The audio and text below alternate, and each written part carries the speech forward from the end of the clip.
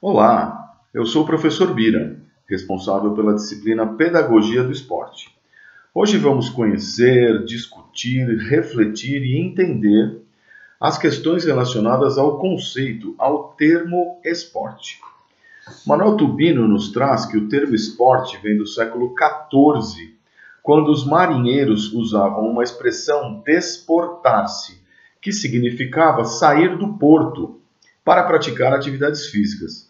Quando os navios ancoravam-se nos portos, os marinheiros faziam atividades físicas em suas cercanias.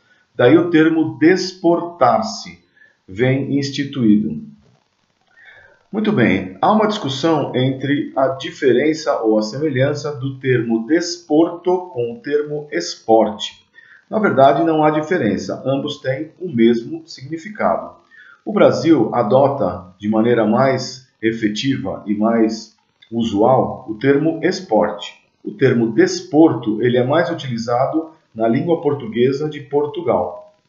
Se lembrarmos na camiseta da seleção brasileira de futebol do ano de 1970 na Copa do Mundo, nós veríamos no distintivo uma sigla CBD, ou seja, Confederação Brasileira de Desporto. Esta confederação cuidava de todas as modalidades esportivas na década de 70. Conforme as modalidades esportivas aumentaram o número de praticantes e aumentaram a sua organização, cada modalidade passa a ter uma confederação própria. Por exemplo, a Confederação Brasileira de Futebol, a Confederação Brasileira de Basquetebol, a Confederação Brasileira de Remo, entre outras, que organizam a modalidade esportiva dentro do Brasil. Portanto, o termo desporto e o termo esporte, na verdade, são semelhantes, mas usualmente no Brasil o termo esporte predomina e em Portugal o termo desporto predomina. Outra questão relacionada ao conceito de esporte está dividida em vários autores. Alguns autores apontam que este fenômeno sociocultural, que é uma manifestação humana, ainda faz parte de questões relacionadas à dança ou à recreação. Outros autores ditam que o esporte necessariamente é uma atividade que envolve esforço físico rigoroso e competitiva. A Enciclopédia Britânica coloca que o esporte é uma atividade recreativa ou de competição. O importante nessa discussão é que o esporte ele é um direito de todos. E esse direito está expresso na Carta Internacional de Educação Física e Esporte, publicada pela Unesco em 1978. Nesta carta, a discussão sobre esporte abre três vertentes. A dita o esporte educação, o esporte participação e o esporte desempenho. Um outro autor muito interessante na discussão do esporte, na verdade dois autores, Norbert Elias e Eric Dani, dizem que o esporte é uma das maiores invenções sociais que os seres humanos realizaram sem planejar. Olha que interessante. Quando nós, humanos, organizamos uma atividade esportiva, uma modalidade esportiva, não há nenhum tipo de planejamento aonde essa modalidade vai parar. Vejam, por exemplo, o futebol, que inicia sua prática dentro de escolas inglesas e hoje é uma das maiores atividades esportivas do planeta, com grandes investimentos financeiros e grande parte de pessoas que praticam essa modalidade. Aliás, o futebol é tido como a modalidade mais conhecida em todo o planeta.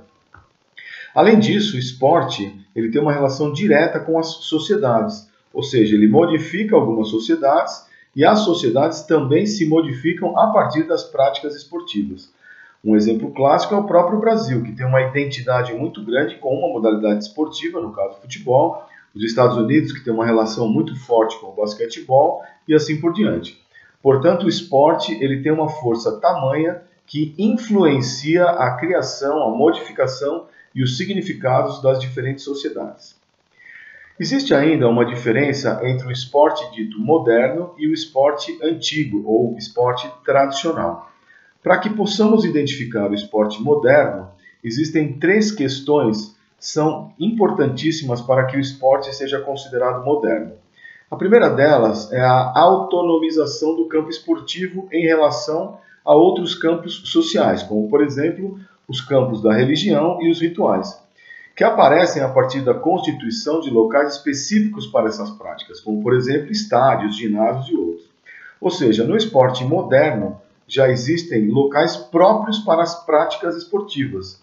Então, a sociedade moderna cria espaços próprios para a prática esportiva. Isso é chamado autonomização do campo esportivo. Uma segunda instância que mostra o esporte moderno é a secularização, ou seja, o desvínculo da prática esportiva de rituais religiosos. As práticas esportivas no tempo antigo, no esporte dito tradicional, eram vinculadas às questões religiosas. E o esporte moderno não tem nenhuma relação com questões religiosas.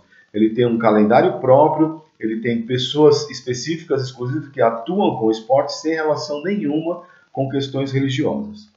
Em terceira instância, o esporte moderno prega a igualdade formal de chance entre os jogadores. E essa é a questão mais importante que eu vejo na discussão do esporte moderno. Todos os praticantes, todos os participantes de uma atividade esportiva, de uma modalidade esportiva, via de regra, têm as mesmas chances, portanto as regras são iguais para todos os praticantes. Diferentemente de tempos antigos, grande parte das regras eram feitas para beneficiar principalmente os reis, os donos de terra, pessoas com muito dinheiro, burguesia, enfim. Hoje não. Hoje não há mais essa distinção. Portanto, hoje todas as pessoas que praticam o esporte dito moderno têm as mesmas chances de vitória ou de derrota. O esporte moderno, então, caracteriza-se por ter esses espaços próprios, com regras próprias, e postula a igualdade entre as pessoas que estão participando. Outra questão importante na construção das regras desse esporte é que elas não têm relação nenhuma com o local onde está sendo praticado. Vamos dar como exemplo o futebol. Se o futebol for jogado aqui no Brasil, ou for jogado nos Estados Unidos, ou for jogado no Japão, as regras são exatamente as mesmas. Não se modifica as regras de acordo com o local onde está sendo praticado. Outra coisa importante no esporte moderno é que ele já passa a ter um calendário próprio que adequa-se às diferentes sociedades, principalmente em relação à mídia, em relação ao trabalho e em relação ao lazer. Muitas questões do esporte relacionadas à mídia têm uma função de ajeitar e agendar o calendário. O esporte ele pode ser dividido em algumas questões para fundos de entendimento. Por exemplo, digamos que o esporte em nível de número de praticantes é dividido entre individuais e coletivos. Os esportes individuais são aqueles praticados de maneira isolada e não requer uma formação de equipe. Por exemplo, as lutas, principalmente, o judô, capoeira, karatê, enfim. Todos esses esportes são tidos como individuais. Já os esportes coletivos são aqueles praticados por mais de um indivíduo, que gera uma situação chamada interdependência e, consequentemente, a formação de equipe, que são os esportes ditos coletivos, futsal, vôlei, basquete, handebol, entre outros. Outra situação possível de dividir os esportes é quanto à ação motora, em que eles são divididos em cíclicos e acíclicos. Os esportes ditos cíclicos apresentam uma uniformidade na execução do seu gesto motor, como, por exemplo, o ciclismo, as corridas, a natação. E os esportes acíclicos fazem uma quebra nesse ciclo da execução dos movimentos. Novamente, as lutas, os esportes com raquete e os esportes coletivos. Outra divisão dos esportes pode ser feita através das categorias, que se dividem ou por idade, por exemplo, de 11 anos, de 12 anos, até 11, até 12, hoje em dia chamados de sub-8, sub-9, sub-10.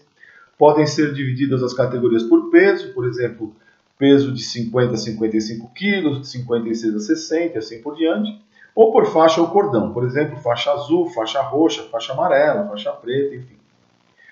Outra possível divisão dos esportes é quanto ao seu nível de praticantes, que podem ser divididos em principiantes, não confirmados e confirmados. Os atletas principiantes são aqueles que iniciam a prática da modalidade, ou seja, passam a praticar a modalidade independentemente da idade.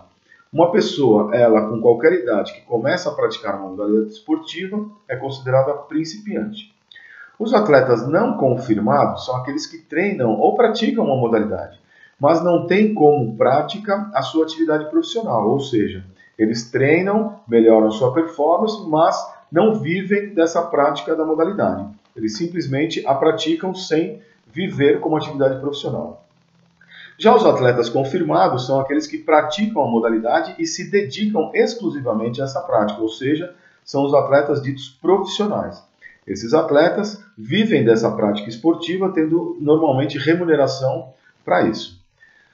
Quanto ao objetivo da prática, o esporte pode ser dividido em 3 segmentos, em 3 linhas. O esporte dito recreativo, o esporte educativo e o esporte de rendimento. O esporte recreativo é aquele em que as pessoas fazem a prática simplesmente com fins de sentir prazer, de estarem felizes e de estarem perto de pessoas ou de locais que sentem prazer. Então, a prática recreativa ela não tem nenhum objetivo de resultados nem de performance. O praticante simplesmente está atuando com fins de prazer. O esporte dito educativo é aquele esporte utilizado via de regra em ambientes escolares, onde essa prática esportiva não deve exclusivamente se pautar em fins esportivos. Portanto, quando se utiliza uma prática esportiva dentro do âmbito escolar, espera-se que o aluno utilize o futebol, utilize o vôlei, utilize o basquete, para conseguir desenvolver alguns conhecimentos que sejam eles cognitivos ou conhecimentos emocionais, relacionais, interpessoais, como a sua autoestima, autoimagem, enfim. A ideia do esporte educativo não é que ele tenha um fim nele mesmo, mas sim que ele seja utilizado com outros fins, principalmente os fins educativos. Já o esporte de rendimento é aquele que tem uma prática voltada com fins para ele mesmo, ou seja, a prática do esporte no rendimento pensa em melhorar o rendimento. Esse tipo de objetivo do rendimento, ele é feito quando, via de regra, os atletas precisam melhorar seus resultados para a participação de campeonatos, enfim. Então, o esporte pode ser recreativo, com fins de lazer, de prazer, o educativo, com fins educacionais, e o esporte com fins de rendimento, pensando em melhora de resultados. Esse esporte hoje aqui no Brasil, muito desenvolvido em vários âmbitos, em várias vertentes, precisa ser muito bem trabalhado, muito bem discutido no âmbito escolar, para que ele possa ser utilizado da melhor maneira possível com bons resultados. Estou à disposição para dúvidas, para questões, para questionamentos, enfim. Fiquem à vontade para me procurar no portal, no site, e estaremos à disposição para as próximas aulas. Tá bom? Um grande beijo e um abraço a todos.